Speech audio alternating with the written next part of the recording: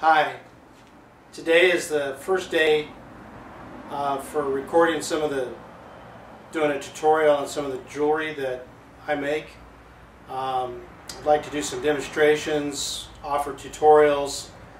This is the Yellowhorse Designs website, and today what we're going to be working on is the stamp process of a traditional style Concho belt. It's going to basically be this belt right here. This is a photo from previous times, and basically going to be going over the different levels of the process in which it takes in order to create each individual piece. I hope you enjoy watching this video. Hopefully it will educate you so that you can have a better understanding of what it takes in order for us to create these individual pieces.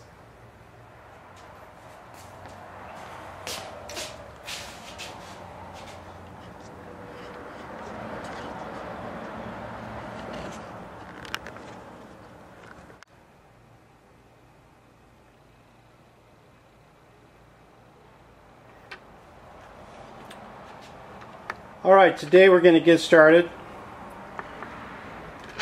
Just kind of going to go over a little bit as to how this all starts out. Each one of these is a flat piece of silver.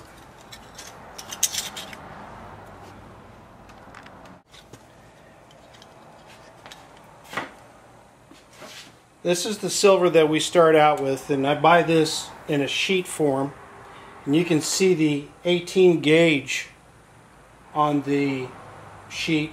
That means that the thickness that I'm using today will be an 18 gauge silver, which is a fairly heavy silver.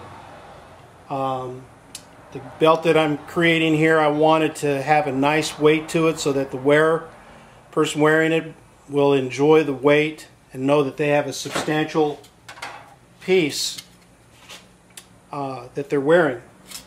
From there, I'll cut the sheet into different segments, different dimensions.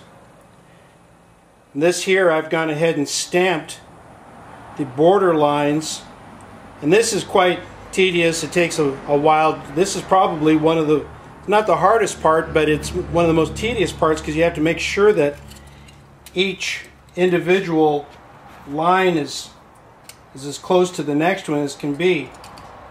And then you can see that the next process here, I've gone ahead and I've stamped, and I'm going to be doing some stamping today to show how that's done. Okay.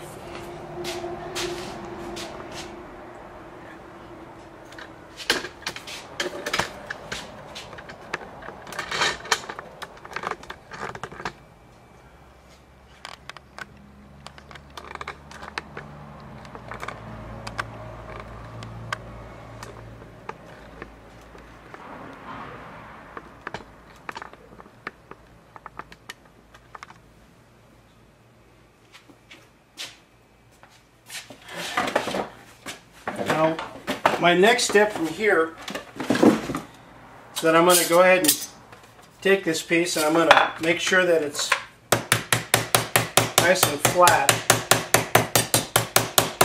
I use two different hammers with a piece of leather underneath. From here, what I'm going to do is I'm going to begin the outside. And if you've ever done any leather stamping, you probably recognize this technique. Actually, I'm almost got ahead of myself a little bit. What I like to do first is start with the inside design, and I'm going to work my way out. And what that's going to do is it's going to kind of keep the silver a little bit more even as it's distributed from being stamped it actually takes the silver and spreads it out slightly with every stamp impression. So to give you an idea of what I'm talking about, this is the stamp. This is from a, don't tell anybody, but it's from a CB350 1972 Honda motorcycle intake valve. And I've taken it and this one's got a little short on me because I've used it so much, but I've taken the stem and I've filed it and I've turned it into a stamp. So I'll show you how I use that here.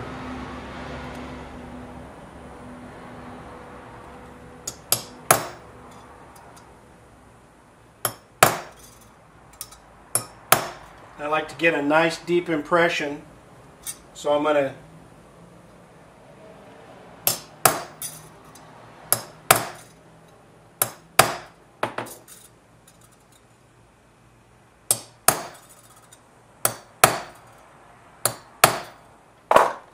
take it, flatten it slightly.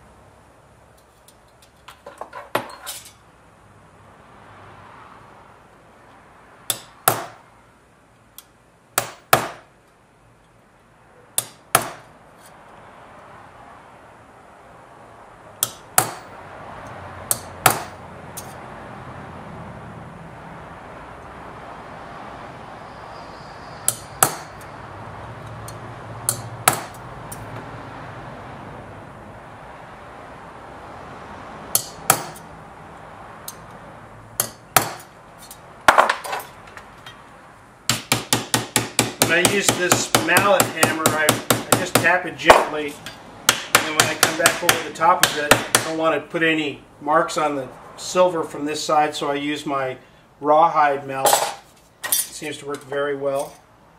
As you can tell, this one's been used quite a bit. I've used it for making napkin rings, a host of other items.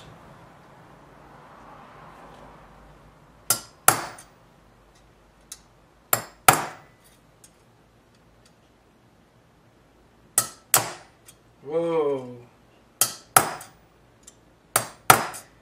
guess I'm nervous from making a video.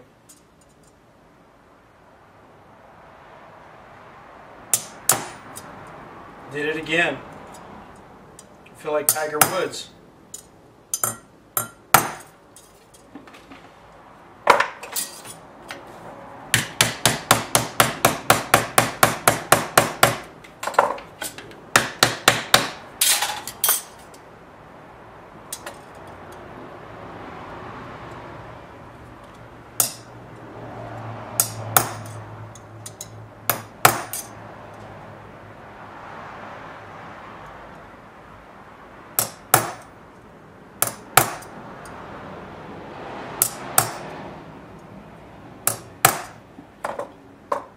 And as you can see,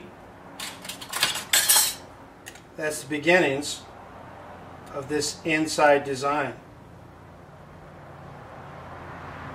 Now from here, what I'll do is, after I've completed this, where it looks like this here, then I'll take my handsaw and I will saw it all the way out using, I have a little device here that I hook up right here on my bench.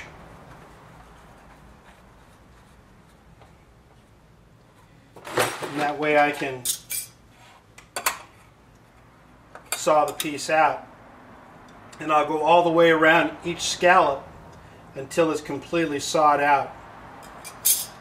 And with that, I'll leave you until the next video. In the next video, I'll be showing where I'm sawing it out, and then where I go from this step to actually creating the dome, where the piece is domed. And I create this little bump out right here, as you can see the indentation from the backside, and that's using some special tools.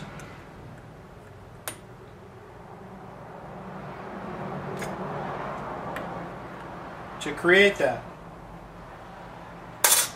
So, until next time, it's Pat Yellowhorse. Thanks for watching.